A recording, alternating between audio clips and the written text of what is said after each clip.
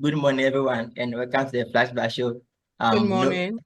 I'm Noble, and I'm here with Elon. Before I hand over to Elon to take over, I would like to play a short video from our sponsors to say thank you for what they have been doing for us so far. So without wasting much time, let's watch a short video from our sponsors. Then Elon will take over. Beauty soap! This advert is FDA approved.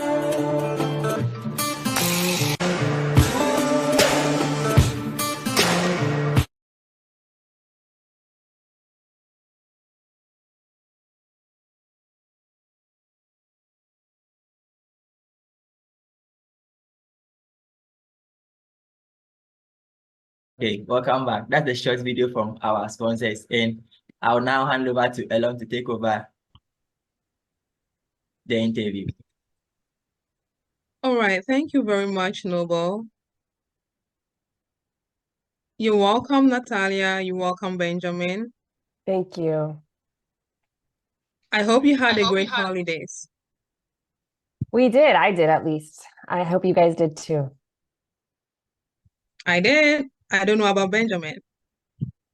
Well, I equally did. I did travel around a bit, so I'm enjoying the period. That's great. Well, I wish all of us a happy new year in advance. Thank you. Likewise. Thank you too. All right. So today we have a renowned journalist in the person of Miss. Correct me if I'm wrong. Are you Miss or Mrs.? Miss. Okay. Thank Yes. you. So we have Miss Nathalia Ortiz, who is a renowned journalist and operates in the US. And we are going to have a great conversation for her. And I know we're going to learn a lot, and she's also going to learn some stuff from us too. Of course. Yeah. So who is Miss Nathalia? Oh, wow. Nobody's ever asked me that. I was asking myself that the other day, because I think I wear a lot of different hats. And sometimes I just say to myself, you know what? Forget all the labels. You're a woman who's hardworking and who is a dreamer and a hard worker. But aside from that, I'm also a mother. I am also an entrepreneur, a small business owner. Yeah. That's interesting to know.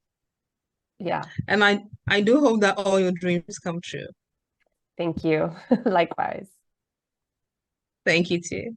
How was it like growing up? Did you grow up in, are you from Spain? No, I actually was born here in the United States, but my mother is from Cuba and my father is from Colombia.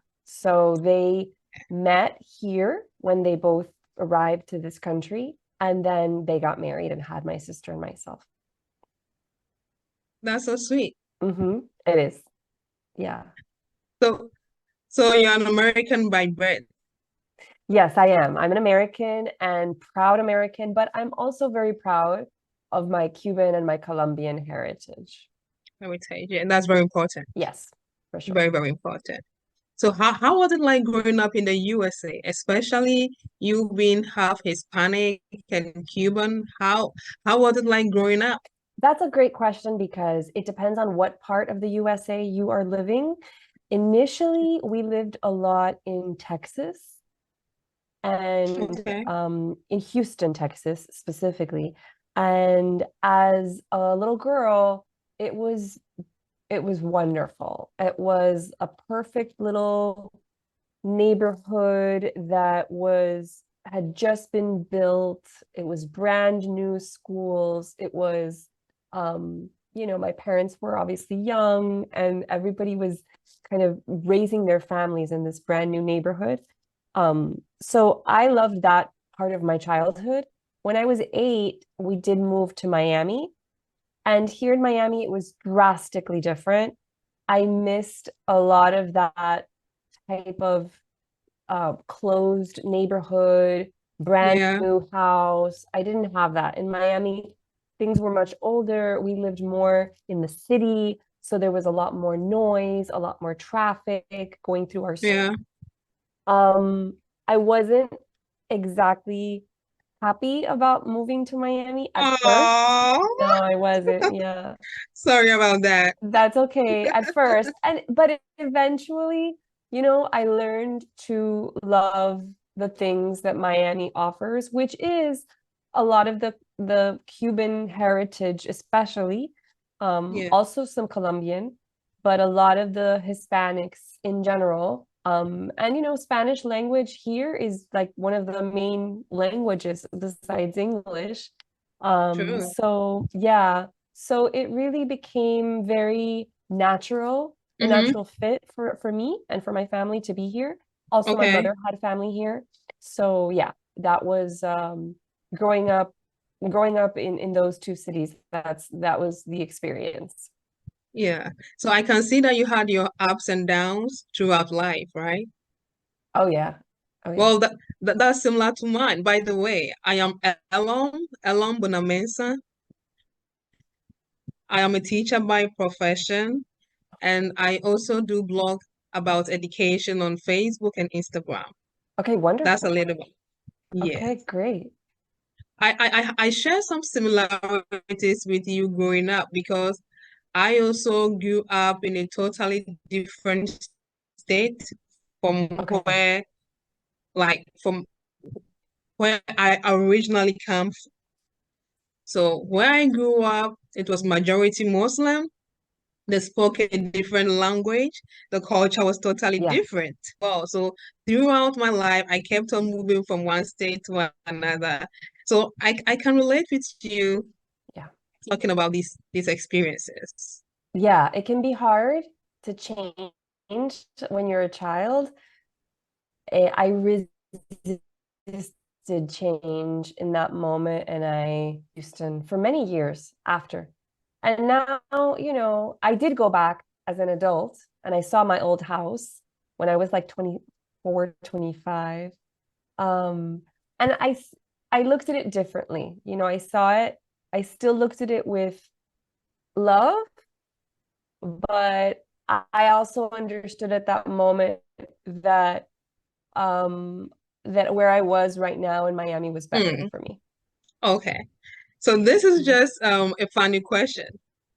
Looking at your childhood growing up in Texas, do you want to own a ranch one day? No, Why I have no? no. You grew up in Texas. You did tell me you love Texas. I love Texas, Houston in particular. Um, it's a great question because that is the one thing I miss not having a ranch. I never had a ranch. We lived in a regular city Oh, neighborhood, okay, okay. but the space, there was so much land, between one house and another house, House. or between like neighborhoods. Like our neighborhood was here, and then there was like all this land, and then there Mm-hmm. was the next neighborhood. Like it was nice to have that open space. And that's one of the things I missed about it when I came to Miami. Everything was very crowded. Crowded. But no, not a ranch. I'm not An a animal big, person. animal person. No. No.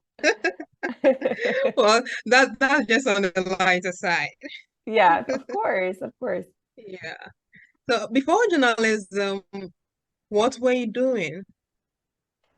Uh, so before I became a journalist, I was a television producer for Okay.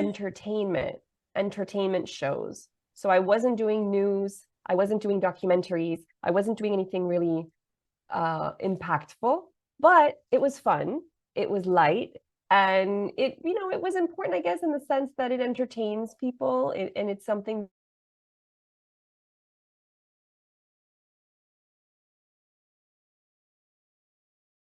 entertainment. Yeah.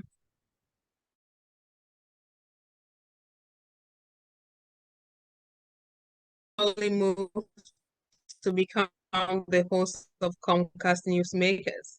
Can you tell us how the transition was? Yeah, so actually the transition started many years before, and it because I had been in the same company working as a producer, I had just to go downstairs, literally, to the news department, because our entertainment department was upstairs. Okay. And I knocked Like, I literally, quite literally knocked on the door of the news director and said, you know, you don't know who I am, but I work upstairs. I'm an entertainment producer, but I want to make a switch. And here's my demo reel. And so my demo reel contained just a little bit of me on camera. It was just some videos of me on camera pretending that I was reporting. I wasn't actually reporting anything. And I told her that. I was very honest and I said, this is just something so that you see how I can be on camera, what my on-camera delivery or presence is. And she was very impressed, not just with what she saw in the video, but she was impressed with my persistence, with my initiative. Yeah. And so very shortly after that, she hired me as the weekend news reporter, and I started that way. But it wasn't easy because Sure. I assumed that because I had all this experience as an Entertainment. entertainment producer, I thought, oh, I know what I'm doing, and I've done this, and all Yeah. these other people, you know, they don't know, and I do. And you know Yeah. what? It was a very humbling experience because that is when I learned that being a journalist is very different, because as a journalist, you own the story. You and your producers and your news directors, everybody, it's a team effort. But Exactly. when you're in entertainment, the producer is really the person who owns the story, and the person who's on camera is usually a different person. Mm-hmm. And that person is just memorizing the lines very spontaneously. But there's not a lot more than that. And so, yeah, there's a whole different skill set. You have to know how to write a story. You have to know how to deal with the pressure of telling a story at the last minute when it's just happening behind you and it's unfolding as you speak. You have to learn how to work in very difficult situations like hurricanes, snowstorms, you know, for long hours, stuck in one little car with your camera person, in dangerous neighborhoods. So there's a lot of other things that being a news reporter taught me that I had no idea, even having been a producer. Yeah. So listening to what you just said, I can pick one thing about you. I realized that you're someone who likes to try different things. Yes. Right? Yes. I really see that kind of ambition. Like, you do not want to stay at one place for a long time. You're always yearning for growth. Yes. And so when you stay at one point and you feel like I've paid my dues, you want to move to another place, which is more challenging, right? You see me, Ilorm. You see me. You know who I am already. Yes. Yeah. You know, it's not that I won't stay at a place for too long, because I've stayed at the first company for 7 years, the second company for almost 5 years. Okay. But I do always want to see growth. And so if the company cannot offer me growth, then I do move on eventually. I don't jump ship without thinking. I'm very strategic. I think about it. I prepare the next steps before I jump, but I definitely start creating an exit plan for myself. I mean, what is life without new challenges? If I keep on doing one thing all the time, it's no more fun. Life has to be challenging, you know? Yeah, you know, I said this the other day, I think to myself as I was driving in the car, because as an entrepreneur, it's full of new challenges and sometimes it can be overwhelming. And I remember saying to myself, yeah, but you know what? In order for anybody to be successful at anything, you have to be willing to put yourself in uncomfortable situations. And that's the problem, is that I see a lot of my colleagues, my own journalist colleagues, who still working at the same places. And again, there's nothing wrong with working at the same places, but they're working at the same places and not being challenged, not doing anything different. And I say, well, I understand why they do it, because it's very comfortable. And you know what? That's valid. That is valid. And if they choose that route because in their life, maybe they're going through something and they can't handle the change in the career right now, that's okay.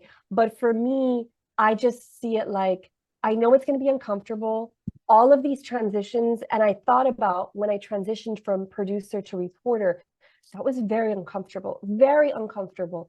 But in the end, with time, it was worth it. So now it's the Yeah. same thing I tell myself. Yeah. Yeah. Well, I'm glad you're not a complacent person because staying at one place just breeds complacency, you know? Yes, it does. Yeah. So what has been your most challenging story? I mean, you did say that news reporting is very different from entertainment news or being a producer for entertainment. You Yes. did mention some stuff like reporting in hurricanes, snowstorms, and Yeah. amongst others. What has been your most challenging story to tell or experience? Yeah, one of the ones that comes to mind is I traveled to Cuba about 6.5 years ago when they had first started flying. The commercial airlines would start Okay. flying again for the first time in decades from the United States to Cuba. And I went to cover that story, but also to find other stories in Cuba that we could talk about, you know, to take advantage of the moment that I was there to do that.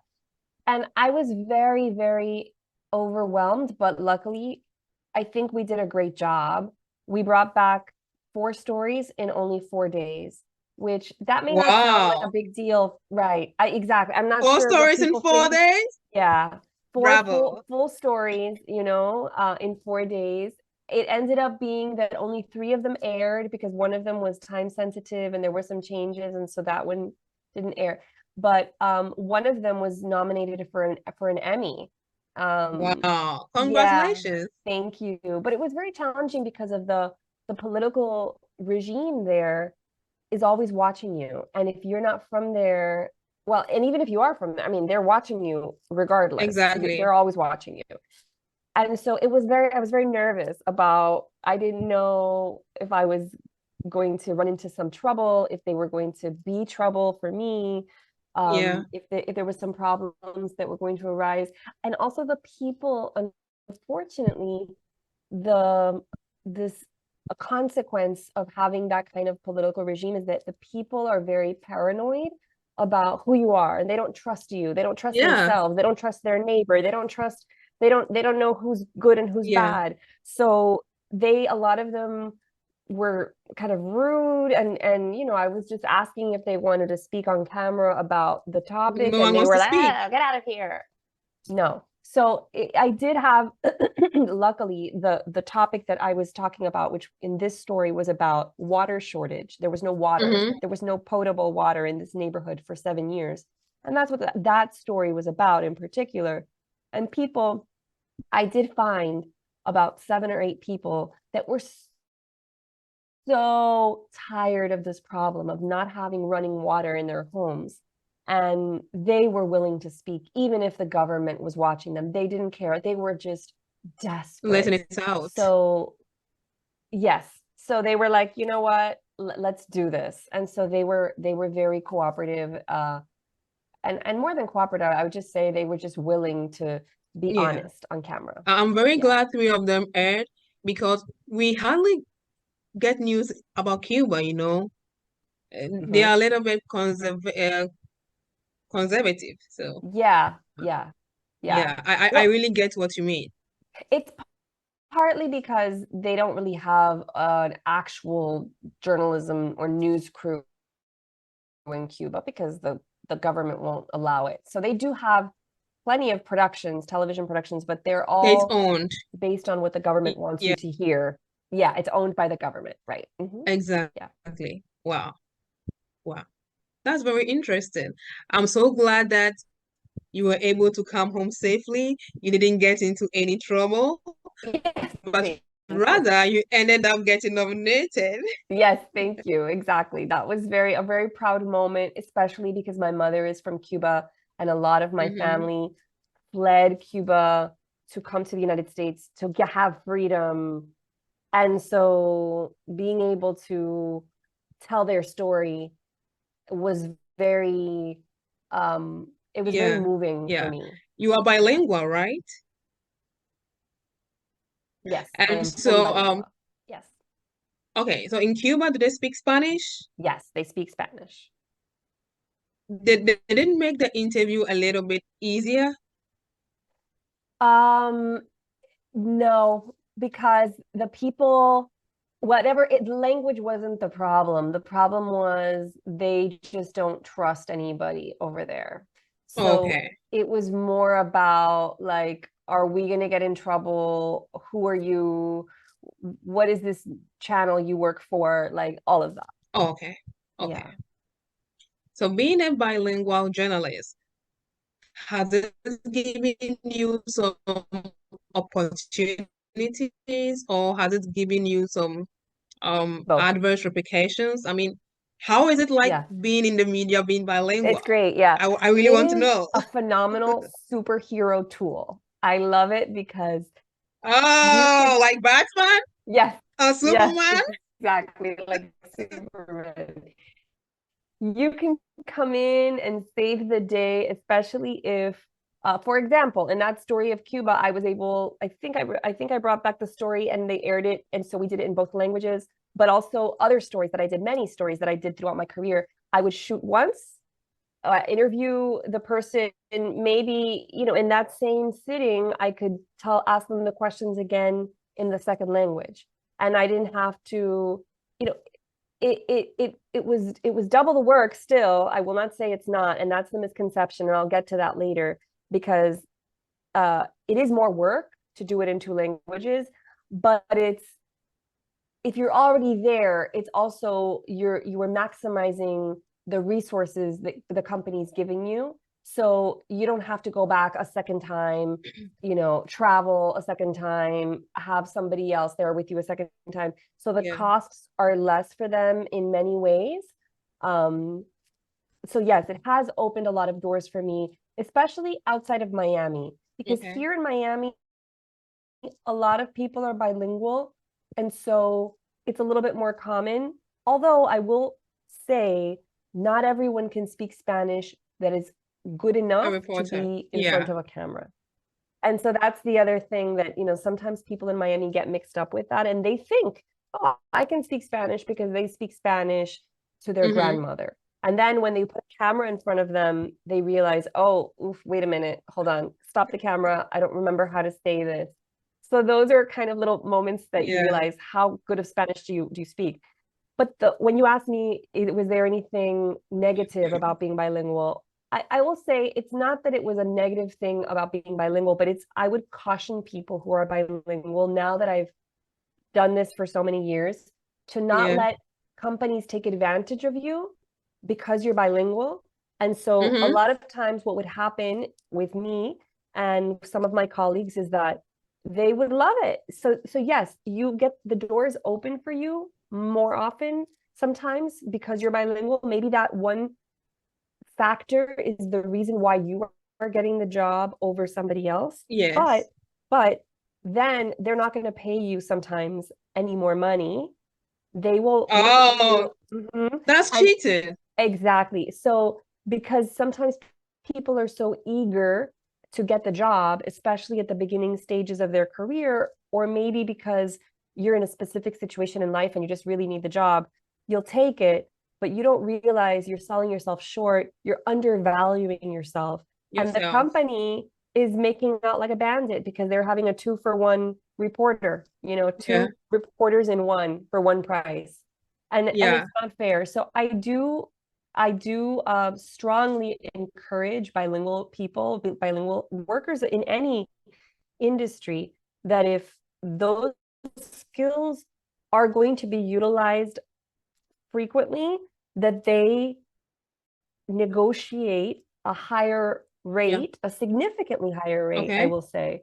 Maybe not double, but close to double, maybe 1.5 of what they would have been paid, because you are bringing an enormous convenience and a whole other offering to your employer.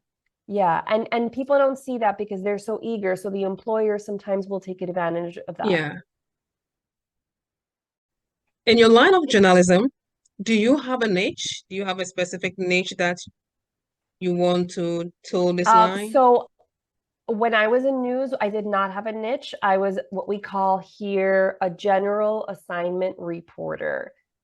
So general assignment reporters are doing the news of the day, whatever that is. You have to be very flexible. You have to know a little bit of a lot of different things. That could be something happening in politics, local politics, national politics.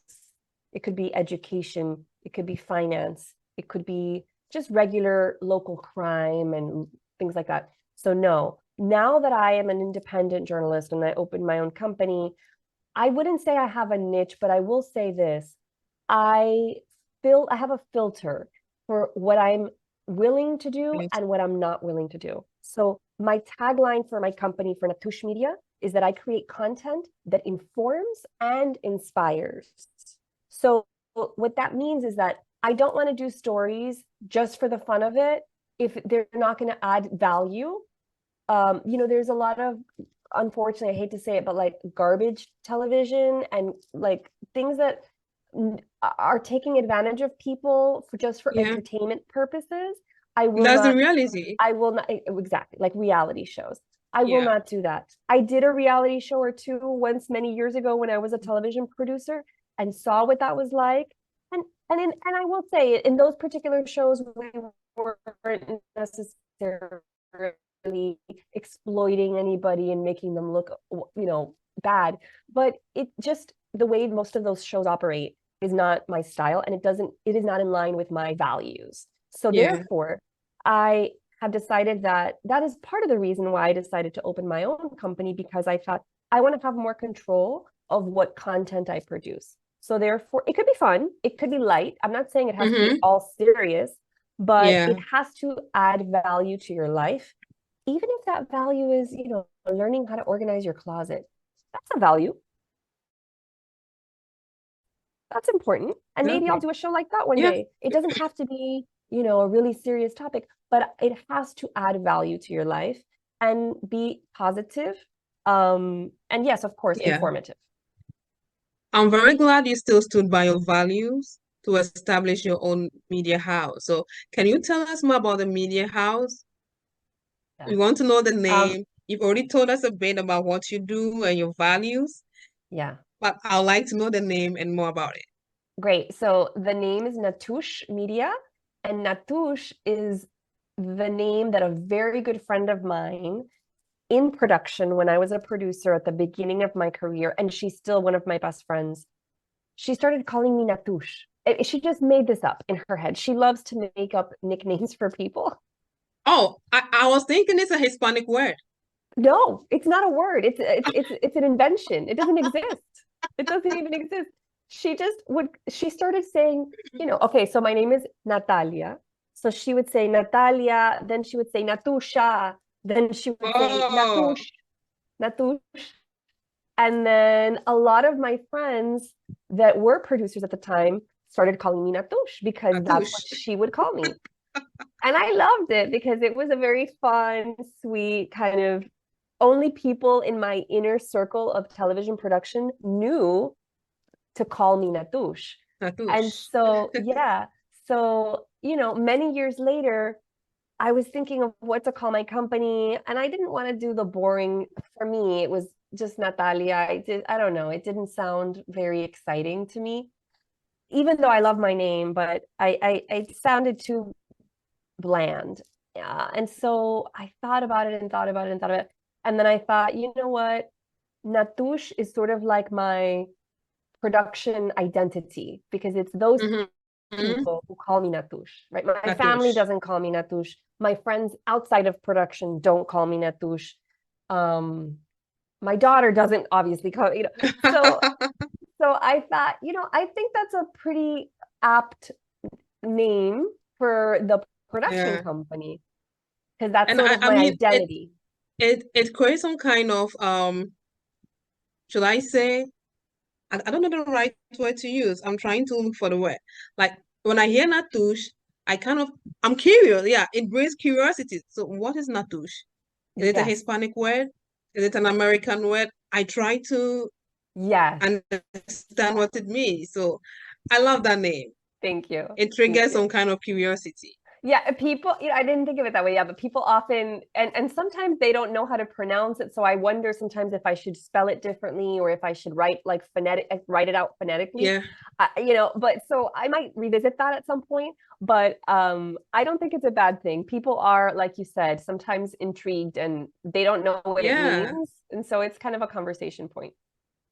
I like the curiosity, it always starts conversations and makes everyone wants to know what is this. Yes, exactly. That's good. That's Exactly. good. How long have you been running Natush? About 1.5 to 2 years. Officially, on paper, it's been around for 2 years, but I was going through a lot of transitions in my life. And I was, again, I don't know if I said it before, but I am a single mom. So there's a lot of responsibilities in my life I have to kind of put in place. So Yeah. I didn't really actually start like running it until about 1.5 years ago. And like I said before, it's been very overwhelming, but in a good way. I'm learning a lot, and that is part of the reason why I wanted to do this. I'm so proud of how far you've come, and I know Thank you're going to you. achieve higher feats. Thank you so much, Elorm. I appreciate You're that. welcome. We have like a minute or two to wrap up. So quickly, I want to ask you this question. What is this one question that you would have loved a host to ask you that hasn't ever been asked before? Oh, wow. I don't know. What would I like someone to ask me? I can't think of anything. I honestly have not been interviewed a lot of times, so I think that all the questions are kind of new already. Okay. But I definitely, I definitely like to talk about, what other things besides journalism that I might want to explore in the future. So, like, like I was saying before, I don't want to just create serious content. There is stuff down the pipeline that I'm starting to put in my brain and starting to develop very informally right now that is in the comedic vein. So it could be like a little sitcom, a comedy about my family. I'm writing a children's picture book that's based on the relationship between my daughter, who's a little girl, and my grandmother, so her great grandmother. Yeah, and people usually only stick to the television stuff or to the news or journalism stuff because, of course, that's most of what I'm known for. But I definitely like to talk about that. And because I'm a multifaceted creative, we don't just live in a box in this one thing. We have personality. I think one of the things that I like to talk about that people don't often know about me is that I'm not just a journalist and not just a television producer for hard news or for documentaries and these serious things. I also am now putting on my list of developing projects or projects that are in development, material that is just purely for fun. And so I have an idea for a comedy, for a sitcom, a television show based on my family. And then there's another idea that I have. Actually, it's not an idea. I wrote it already, the manuscript for a children's picture book based on my daughter and her relationship as a little girl with my grandmother, her great grandmother. So these are things that I love to talk about and that are not necessarily in my center wheelhouse, but they're great. I mean, it's interesting for you to tell me that you want to create a comedy about your family. This tells me you have a very interesting family. I do. Well, because I'm a single mom to live with my mom, my grandmother, my sister, and my little girl and me. So there's 5 women, all women. That's a full house. And, we're Cuban, so we can be very loud. Oh, I get it. And sometimes just like Africans. Exactly. I'm not very familiar with your culture, but we are also loud. And so, yes, exactly. And so sometimes, people can be a little bit intrusive, not, you don't have a lot of privacy in the house. There's all these issues that come up. In the end, it's all, of course, based on love and people wanting to take care of each other. But it can get quite funny when you have these 4 adult Cuban women or Cuban American women, and in my case, Cuban Colombian American women, and then this little girl running around, causing havoc.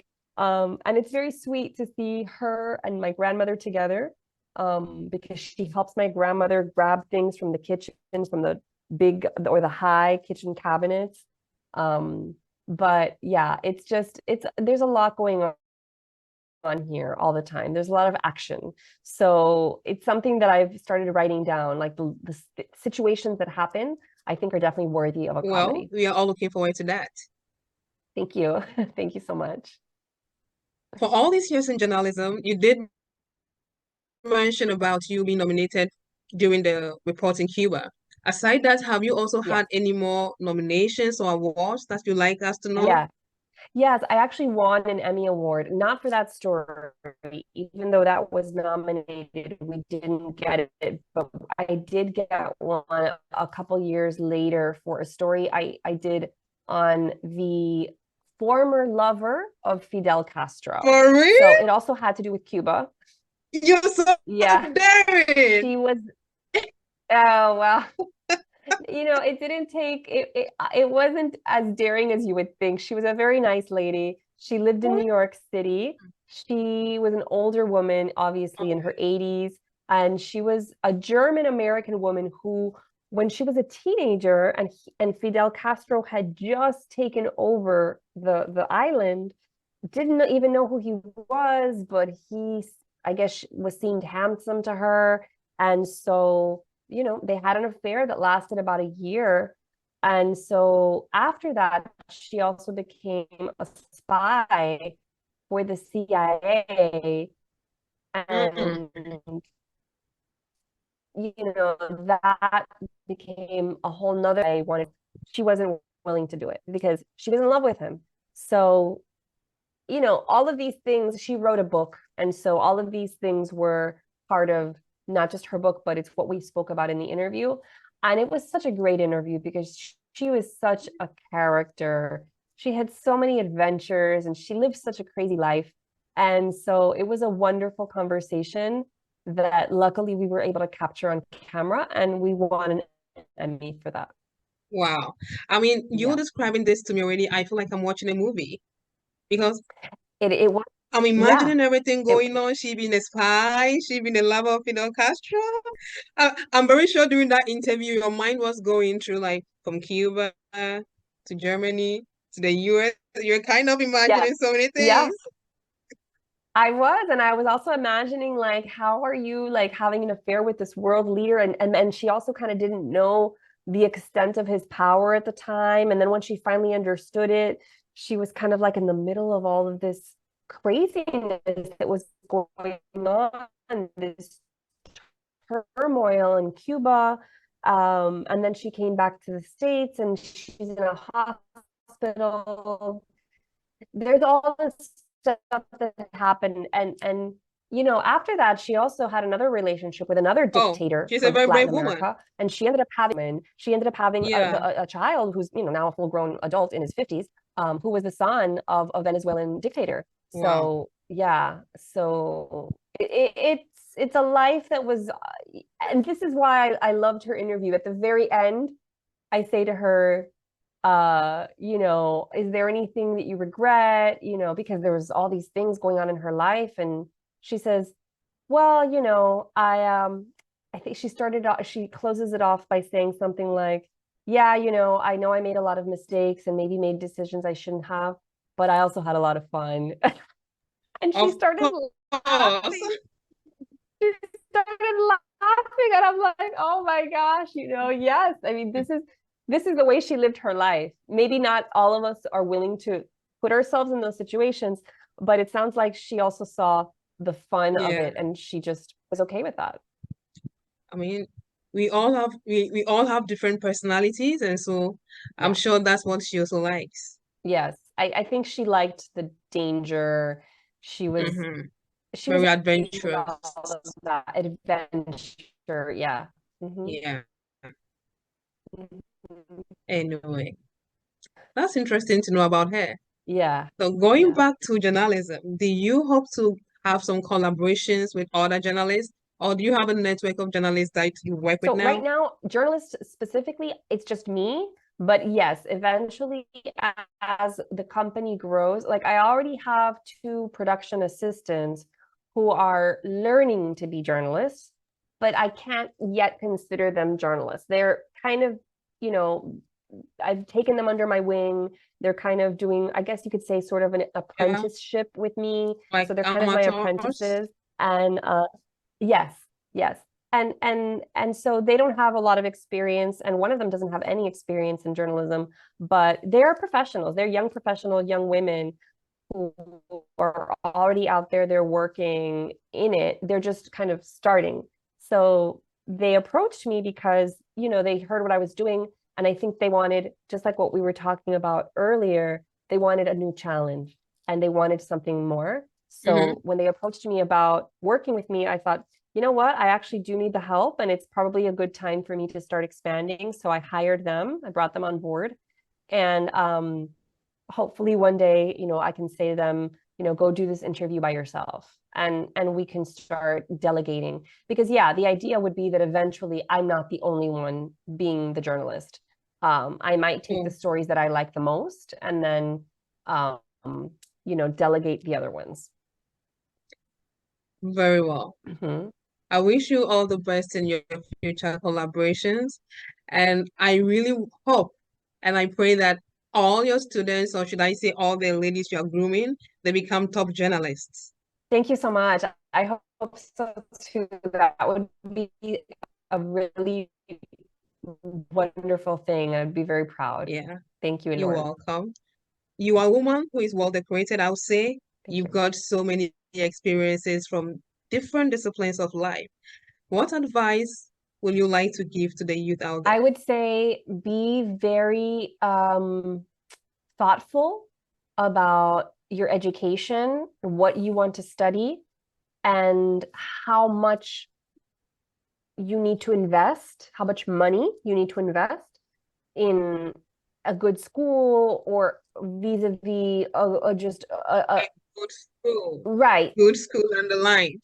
Well, I want to make a distinction, because I don't know in your country, but here university has gotten very expensive. And I will just say, I don't think always is necessarily worth it, especially for a journalist. All you need to really learn is how to write a good story, how to structure it, how to produce it.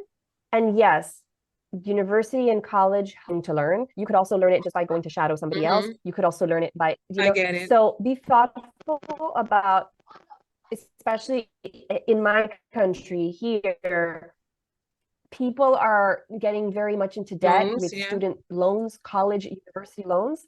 And then they don't see, then they go get a job and they're being paid this much. And, unfortunately in production and in journalism, sometimes that's how it is. You don't get paid a lot. They end up using their whole life to pay for a loan. Exactly. So I strongly recommend being thoughtful about that. Now, I'm not saying not to go to the great school. Maybe for your career, it is necessary if you would like to be a doctor or a lawyer. In certain careers, I think it is important to go to the best schools, but just always do the math and think, okay, I'm investing, look at it as an investment. I'm investing this much money. How much am I going to make? And how long is it going to take me to pay that off? And is there something else I could do that's not college or university that I could also learn from, that I could learn from somebody that I get an internship, an apprenticeship with, something like that. So it's like you weighing the pros and cons. Yeah. Yeah. You have to be very thoughtful about it. It's like it's your first business investment at college. Exactly. So aside from them investing in a good school, what other advice do you have for the youth? I would say that taking whatever small task you were given at your job, and if you're not working yet, let's talk about, let's say maybe if you're still in high school or middle school, if you're still in grade school, you know, ask a lot of questions. Try to get out there and get to know people that are in the career fields that you might be interested in, so that you can start learning what their life is about. And don't ask yourself so much, what do I want my life to be like when I grow up? So that answers a different question, because sometimes we think, well, I want to be, I don't know, in my case, a journalist. Okay, but do you know what that entails? Do you know that you might have to do some traveling, that you might have to leave your family for a few days, or something, or a few weeks sometimes if you're a national correspondent? Not so much in my case, because I didn't ever do correspondent work, but it depends on the type of journalist you are. So what do you want your life to be like? If you want to be the world traveler and going around all the time and never being home, then yeah, that might be a great fit for you to be national or international correspondent. But if you are somebody who, like myself, likes to stay home with their family, I want to raise my daughter myself, I want to be present at her school functions, I want to be volunteering at her school, then I chose another type of journalism. I chose something that I could be more home. And so ask yourself those questions too, because even though it may sound like a great career or a job for you, think about the implications on your life for sure. Yeah. You've just made a very impactful statement. And this is what many of us do not look at or think about whilst we branch into different careers. So on this note, I'd like to say a very big thank you. I've had a very interesting conversation with you. I didn't even feel like it's an interview. I felt like we were having an informal conversation, Yes. Thank you, Norm. Likewise, I love speaking to you. You are just a great interviewer. I love seeing your big smile on the camera. That really encouraged me to feel comfortable. Yeah, and feel like I could just talk to you like a friend, Yeah. Right. Thank you so much, Ms. Ortiz. So nice meeting you. Likewise. Do you mind if I get your personal contacts from Nobel? Of course. So that I can reach out to you. Absolutely, Ilorm. Absolutely. Of course. Thank you. Thank you too. So thank you very much, Benjamin. Thank you, Nobel, for having all of us here. Yes. And allow me to host the show. So over to you, Nobel. Hello, thank you very much for your great questions. It was really amazing. Before I ask a question, I'd like Ben to see if you have any question I'm going to ask. Ben, you have any question to ask before I ask my questions? Me? No. No, he's talking about me. Okay. It's very grateful to have you on the show today. Thank you. You really shared a whole lot of help. I don't really have a question. I think due to how interesting the conversation went, most ugly issues that I had about journalism have been dealt with. So I'm very grateful for your response. I'm sorry. Most things that I never knew of journalism have been brought into the light. Okay. Today. So I'm very grateful for your responses. Thank you. I am so grateful that you got something out of it, because I always like I said, to inform. Inspire and inform. That's right. That's right. But one more thing. This is what I really want to know. You see, journalism is all about bringing out news and then bringing out information. Okay? Yes. So how does it feel if you are a reporter, and how does it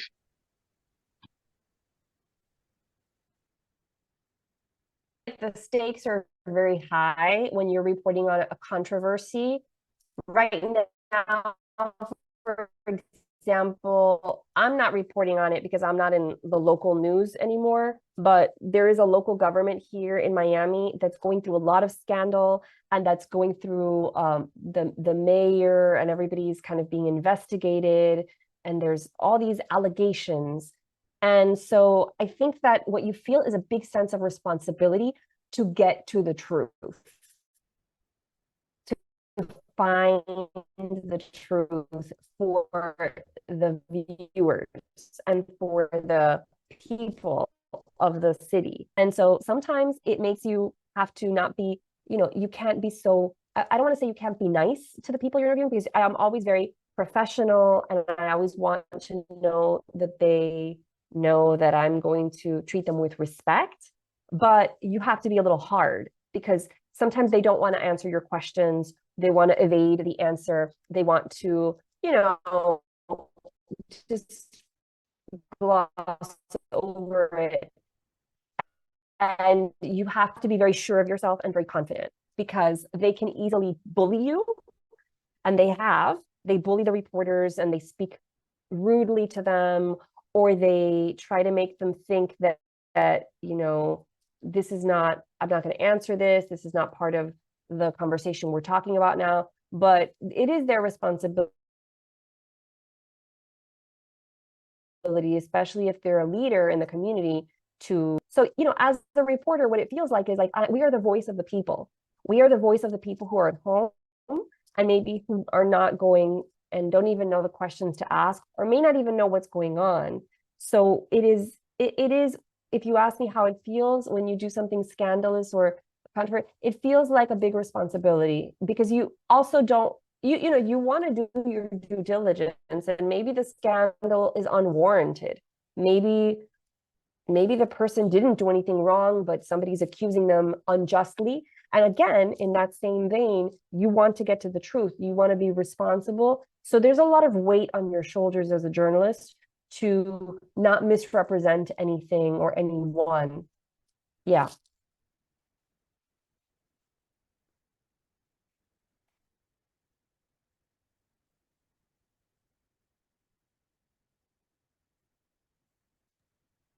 Wow, that's interesting. Ben, are you there? Okay, thank you very much. Yeah, I'm here. I think the network is kind of cutting off. Oh, that's right. Yeah. So I think I got your response. It's very clear. Very clear. Okay, good. Thank you. Thank you. I also have a personal question to ask. I mean, it's not part of the interview, but it's something that really bothers my heart, These days I realize that bad news sells a lot. And so I do write articles about education online. And you realize that anytime you put something a little bit controversial, you get more likes, you get more conversation. So how do you make the numbers without you being necessarily negative? Because it looks like now the media is skewed towards negative news. How do you thrive not being controversial? Yeah. I think that my way of looking at everything is you have to let the story tell itself. So that's one. I'm not going to go out of my way to make it controversial just to get the likes or the views. But I will say this, for me to do a story that everyone else is doing, my story has to be different. If it doesn't offer you something different, it doesn't have to be controversy, but it does, and you should always look for something new, and something that is a new detail that maybe surprises you, that you didn't expect. And that's where you hook. I think that's a way to having to say something or do something controversial, or report on something controversial. I think that is a lazy reporter shortcut. You know what I mean? I do believe that there are ways to engage the reader or the viewer in the content without having to necessarily report on something. Okay, too, if that's what the truth is, then that's what the truth is. Exactly. But I think it is a crutch that sometimes people rely on, where they're just looking for the controversy, and maybe there is no controversy. But like I said before, if it informs and it inspires you, then that's value, and that's something that could be engaging to somebody. And if you can offer some details that, again, I always tell my production assistants who I was mentioning earlier are working with me now, when we're developing one of the documentaries that we're doing, I said, we have to look for the element of surprise. So what about this story surprises you? What is it that surprises us? Is it that, okay, we're talking about, in this case, we're talking about human trafficking, but what's going to make this documentary different? There's 1,000 documentaries about human trafficking. So what is it different? What's going to be surprising? Okay, I said to them, I'd like to focus on the fact that this human trafficking is happening in the most expensive, most luxurious, most glamorous buildings in Miami. Oh, that's surprising, right? Is it controversial? I guess you could say, but I wouldn't say and those are surprising. For me, that's the secret sauce. Like when you can find a story that has an element that the person did not expect it would have, that's where you have, I think, interest in watching it or reading it. Oh, okay.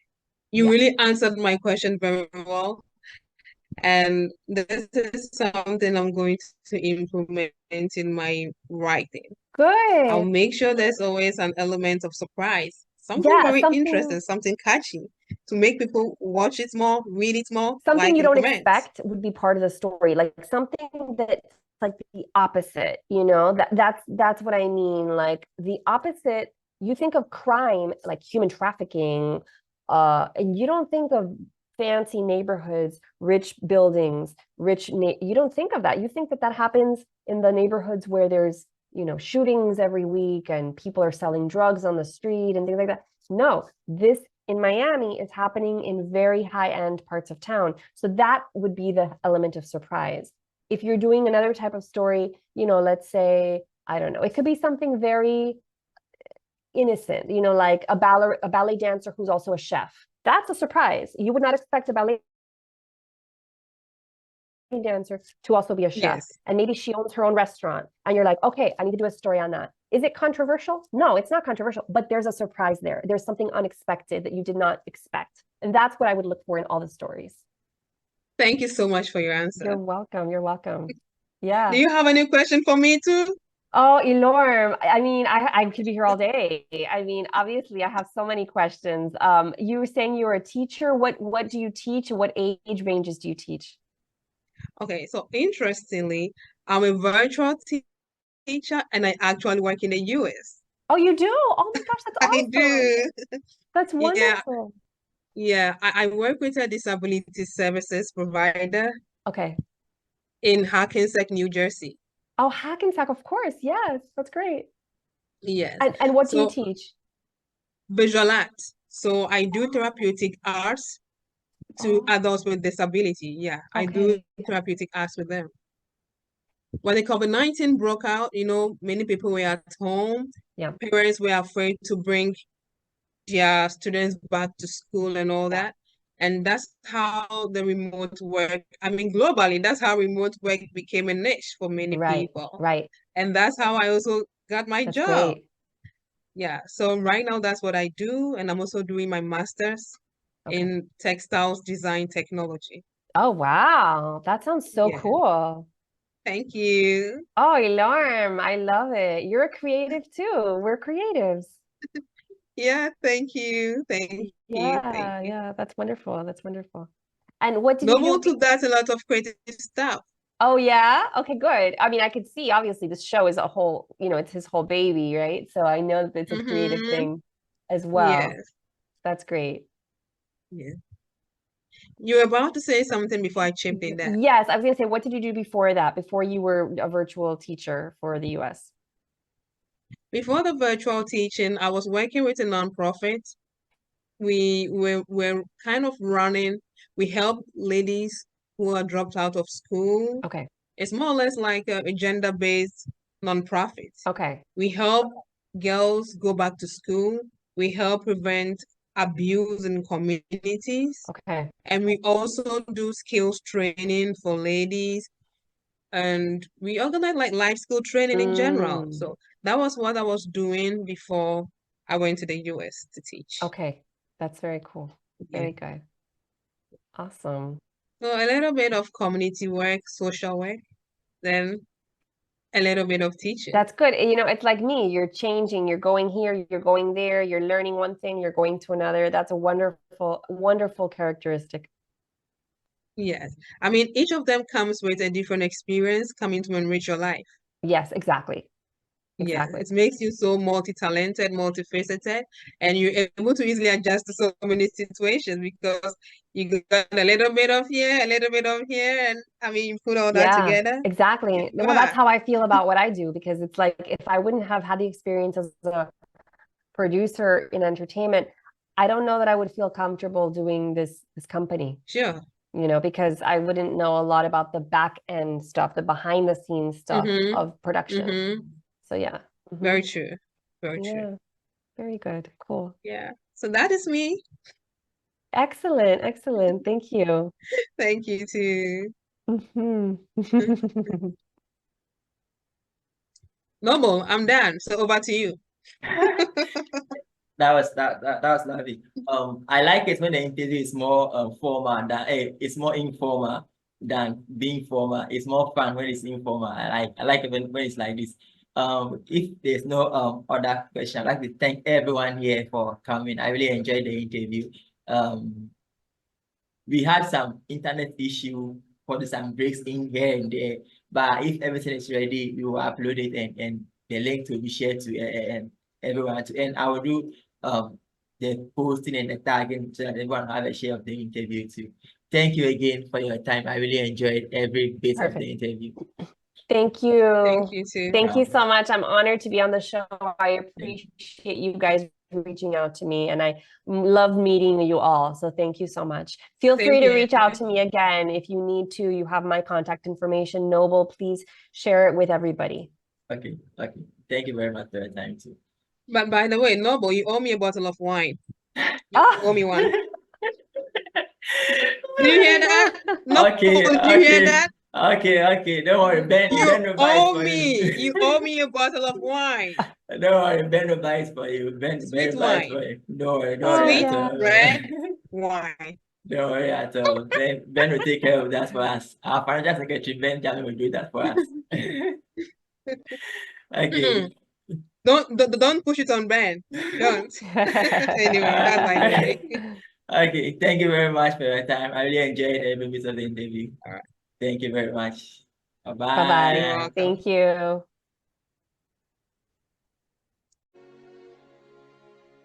Beauty soap! This advert is FDA approved.